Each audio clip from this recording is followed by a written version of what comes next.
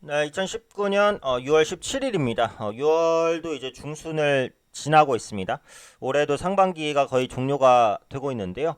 오늘 월요일장이죠. 그래서 월요일장이기 때문에 여느 때처럼 이제 주간 증시 일정 체크, 그 다음에 전망 영상을 좀 올려드리도록 하겠습니다.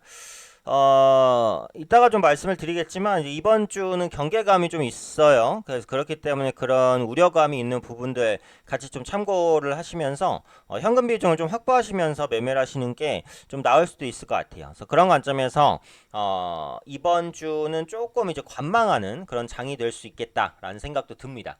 그래서 관련해서 이제 미증시부터 한번 볼게요.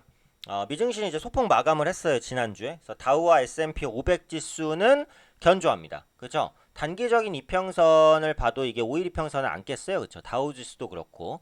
근데 이제 문제는 나스닥 지수죠. 나스닥 지수가 5일선을 약간 이탈했어요. 뭐 그렇다고 해도 이건 이제 조정이라고 보기도 좀 그렇지만 어쨌든 나스닥 지수가 약했다는 것은 기술주, 그 다음에 IT 업종 이런 섹터들이 안 좋았다는 건데 이유는 그 미국의 반도체 기업 중에 브로드컴이라는 기업이 있는데요. 이게 이제 실적이 안 좋았어요. 그래서 분기 매출액이 별로 안 좋았고 그 연간 실적 전망치도 하향 조정을 했어요. 그러면서 뒤에 그 기술주들의 주가 부진이 나타났고 그게 이제 나스닥 하락으로 연결이 됐는데 예전에도 제가 영상에서 한번 말씀드린 적이 있을 것 같은데 그 반도체 지수는 DXI 지수를 보시는 게 가장 심플하고 깔끔합니다. 네, 대만에서 그 공식적으로 집계하는 거예요. DDR3, DDR4 이런 것들의 D램 평균적인 가격 동향을 나타내는 지표입니다. DXI 지수. 그래서 반도체 업황을 확인하는 그런 지표다. 이렇게 보시면 되는데 이 DXI 지수가 계속해서 떨어지고 있어요. 아직도 바닥이 안 잡혔어요. 이게 어느 정도 떨어졌냐면 그 D램 고정 가격이 올해 5월까지 작년 말 대비 거의 반토막이 났습니다. 진짜 많이 떨어졌거든요. 근데 아직도 가격 하락이 안 멈췄어요. 그러니까 국내에서 SK하이닉스가 계속 떨어지잖아요. 그래서 이런 부분들이 우려로 작용을 했고요. 두 번째로 이제 미국의 지표는 좋았습니다. 근데 요즘에는 미국의 지표가 좋으면 뭐예요? 금리 인하 기대감이 낮아진다. 그건 시장의 악재다. 이러면서 떨어지잖아요. 그렇죠? 그래서 미국 경제 지표는 지난 주말에 이제 괜찮았는데 지수는 조정을 받았다. 왜? 금리 인하 기대감이 낮아지니까. 그 다음에 조금 중요한 게 이제 중국 지표인데 중국은 지난주에 지표가 별로 안 좋았어요. 그래서 이제 그게 또 부담으로 작용을 했는데 최근에 보시면 중국이 지방 채권으로 발행한 자금을 인프라 투자에 활용할 수 있게 하는 부양책을 시도하고 있습니다.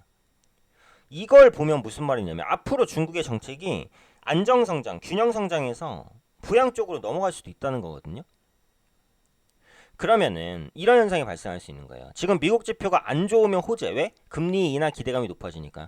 중국 지표는 안 좋으면 악재. 그냥 악재. 왜? 안 좋으니까. 근데 중국 지표가 안 좋으면 중국 정부가 부양을 시행할 수 있다는 기대감이 높아지면서 중국 지표가 안 좋은 것이 오히려 증시를 부양할 수도 있다. 이렇게 볼 수도 있는 거거든요.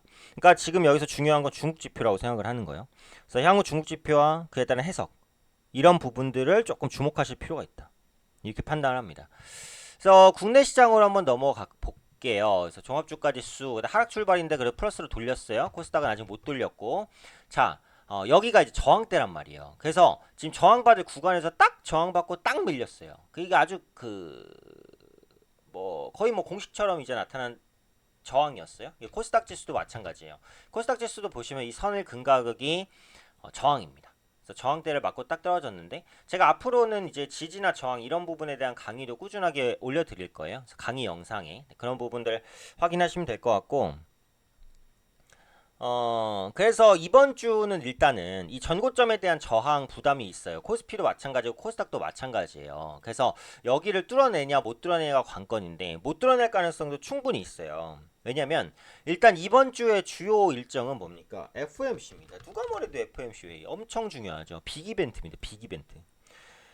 근데 이걸 앞두고 이제 기대감보다는 조금 경계감이나 관망 심리가 있다는 거예요. 왜냐면 지금 연준에 대한 시장 기대가 엄청 높아요. 그러니까 지금 당장이라도 미국 금리 내려라라고 하고 있는 거예요. 트럼프 대통령은 뭐 맨날 금리 내리라고 했던 사람이고. 그래서 지금 금리 인하에 대한 시장 기대감이 엄청 높습니다. 근데 요즘에 연준이 좀 비둘기적으로 바뀌었다고 하더라도 당장 금리를 내릴 것처럼 언급한 건 사실 아니거든요. 그래서 이번 FOMC에서는 아마 금리를 동결할 가능성이 높은데, 금리를 동결하더라도 굉장히 비둘기적인 언급.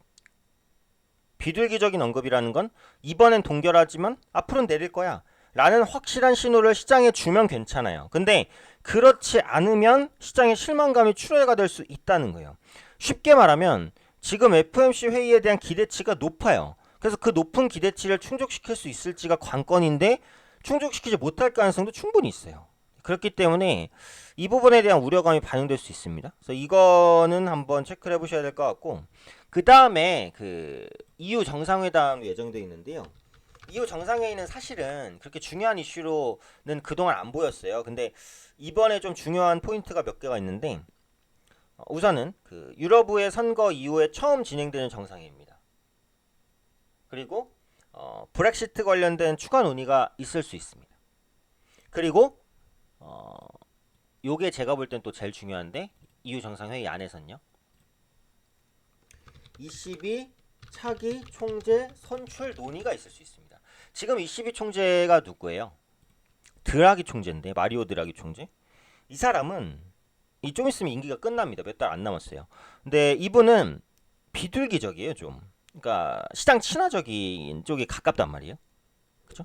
근데 앞으로 차기 총재가 조금 매파적인, 그러니까 시장에 대해서 약간 그 경계감을 가지는 그런 사람이 22 총재가 되면은 또 이게 시장이 부담으로 될 수가 있거든요. 그래서 22 차기 총재 선출 논의가 있는지, 그래서 있게 되면은 누가 좀 많이 거론이 되는지. 그래서 지금은 일단 비둘기 인사가 될 가능성이 높다라고 봅니다만 한 5명 정도 후보가 있죠. 근데 지금 매파 인사가 될 가능성도 완전 배제할 수는 없으니까 요 부분까지 체크를 하시는 게 좋을 것 같아요. 그리고 하나 더 체크를 해보면 이번 주에 뭐가 있냐면은 트럼프 대선 출정식이 예정돼 있어요. 이게 무슨 말이냐면 재선을 하려고. 한국은 재선이 안 되잖아요. 단임제잖아요. 단임 5년 단임제. 근데 미국은 중임제잖아요. 중임제. 한 번 더 해먹을 수 있습니다. 그렇죠? 그래서 트럼프 대통령이 지금 한 번 더 해먹으려고 하는 거예요. 내년에. 근데 어쨌든 내년에 한 번 더 해먹으려면 뭔가 이제 보여지는 성과가 있어야 되는데, 지금까지 이제 미국 경제 좋고 이런 건 성과 충분히 나오긴 했어요. 재선 가능성 제가 볼 땐 꽤 높은데, 어쨌든 근데 이제 트럼프가 아직 많이 못한 게 뭐냐면 북한 관계예요. 남북 간의 관계 개선을 아직 뚜렷하게 시키진 못했어요. 정상회담은 했지만. 그래서 내년 재선에 성공하기 위해서는 트럼프 대통령 입장에서는 북한에 대한 성과를 보여주고 싶을 거란 말이에요. 그런 관점에서 본다면 북한과 대화를 계속 하려고 할 수 있어요. 이건 뭡니까? 경협주의 투자 심리를 개선시킬 수 있는 요인이죠. 오늘도 보시면은 경협주가 괜찮아요. 동아지수 같은 경우도 장초반 또 급등이 나오기도 했고. 그래서 경협주를 조금 꾸준히 보실 필요가 있습니다. 아시겠죠? 이번 주는 그 정도까지 체크해 보시면 될 것 같고, 하나만 더 말씀드리면 내일 한국에 5월 금통위 의사록이 나와요.